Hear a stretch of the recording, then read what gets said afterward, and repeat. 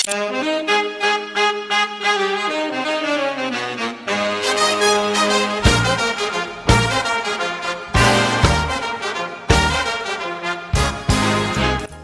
is the most popular beverage in the modern world, empowering millions throughout their everyday lives.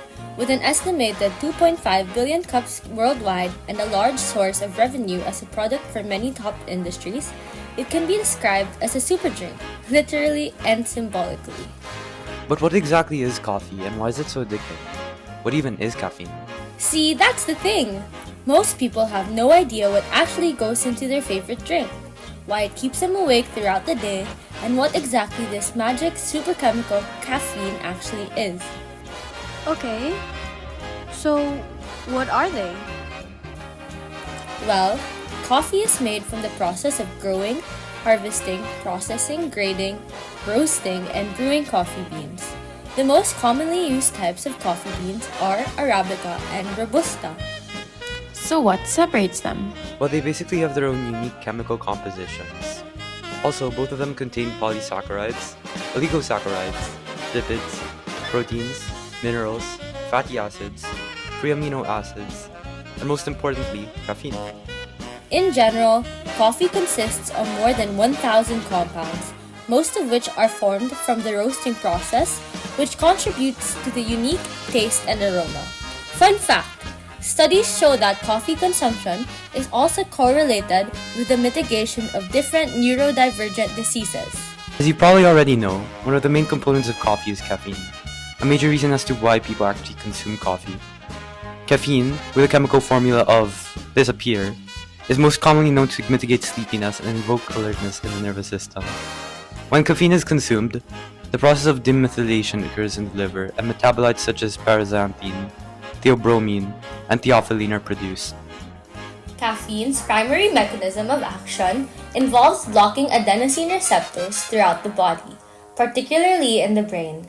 Because it is both fat and water soluble, caffeine easily crosses the blood-brain barrier and antagonizes all four adenosine receptor subtypes, A1, A2A, A2B, and A3. The blockade of the A2A receptor is primarily responsible for promoting wakefulness and mental alertness. Beyond the central nervous system, adenosine receptors are also found in the heart, blood vessels, lungs, kidneys, and gastrointestinal tract. In the heart, caffeine's antagonism of A1 receptors leads to increased strength and rate of heart contractions, known as positive inotropic and chronotropic effects. Additionally, caffeine stimulates the release of catecholamines, such as adrenaline, which further amplify these cardiovascular effects. Caffeine is almost completely absorbed when taken orally, with a bioavailability close to 100%. In preterm neonates, the time it takes to reach peak concentration, or Tmax, after oral intake ranges from 30 minutes to 2 hours. Once in the bloodstream, caffeine is rapidly distributed to the brain. The volume of distribution is slightly higher in infants. What else does it do?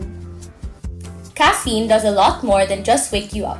In the lungs, it enhances respiratory drive by improving the diaphragm's contractility. In the kidneys, it increases blood flow, filtration rate, and sodium excretion, giving it a mild diuretic effect. In the gut, caffeine stimulates gastric acid secretion and GI motility, which is why some people experience digestive symptoms after coffee. After you drink caffeine, it's almost 100% absorbed in your GI tract. It reaches peak blood levels in 30 minutes to 2 hours. In the liver, it's broken down by the cytochrome P450 enzyme system, mainly CYP1A2. As partially mentioned earlier, caffeine is metabolized into 3 key compounds: paraxanthine, which increases fat breakdown, theobromine, which dilates blood vessels and increases urine output, and theophylline, which relaxes airway muscles. Also, caffeine's half-life in a person is dependent on their lifestyle and particular circumstances. So for example, in adults, the average half-life of caffeine is around 5 hours. In smokers, it metabolizes faster, so around up to 50% shorter. For pregnant people, especially in the third trimester, it can last up to 15 hours. and for preterm infants, it can be as long as 100 hours. Specifically for people with liver disease or enzyme inhibitors, it can also slow down their metabolism.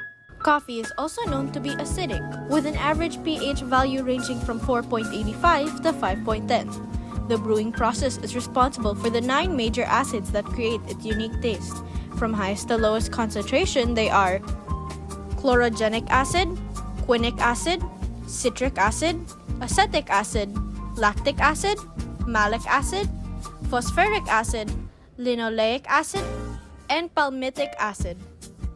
These acids contribute to everything from brightness and tanginess to bitterness and body. For example, chlorogenic acid also breaks down during roasting into quinic and caffeic acids, which increase sourness and bitterness in darker roasts. The roast affects acidity too. Light roasts retain more chlorogenic acids and are more acidic, while dark roasts taste smoother and less sharp. Brewing methods also play a role. Cold brews have lower acidity, finer grinds or shorter brews have more acid extracted, French press or longer brew time have mellower acidity. And if acidity affects your stomach, you can reduce it by choosing darker roasts, cold brew methods, coarser grinds, or lower temperatures. Okay, but how is it made into a drink specifically? I keep hearing of different brewing methods, is that correct? That's right. Now, how you brew coffee affects not just the taste, but the caffeine content too. So here are 4 popular methods of coffee brewing. First is the espresso. Concentrated and brewed under pressure, it has the most caffeine per ounce, which is approximately 63 milligrams in 1 ounce shots. You might not even realize, but a commonly used espresso machine is an espresso. Now next would be a pour-over, which is a manual method with hot water poured over grounds, producing a clean flavor and moderate caffeine content. The third method would be drip coffee, made with a machine, large volumes, often high in total caffeine content. And last would be the French press, where coffee steeps in hot water before filtering, producing coffee with a rich body and a good caffeine punch. But exactly how much caffeine is too much? Well, the European Food Safety Authority suggests no more than 400 milligrams of caffeine per day for adults. That's about 4 to 5 cups of coffee. Okay, so what happens if you overdo it? Well, if you overdo it, you could experience mild side effects like palpitations, headaches, anxiety, insomnia, fatigue, dehydration, increased urination, or diarrhea. Severe side effects include muscle twitching, confusion, seizures, vomiting, high blood pressure, and general trouble in breathing. So yes, moderation really matters. The most important takeaway here, however, is to be media literate in whatever you consume, both physically and mentally. And that's about all you should know about coffee relative to its chemistry concepts.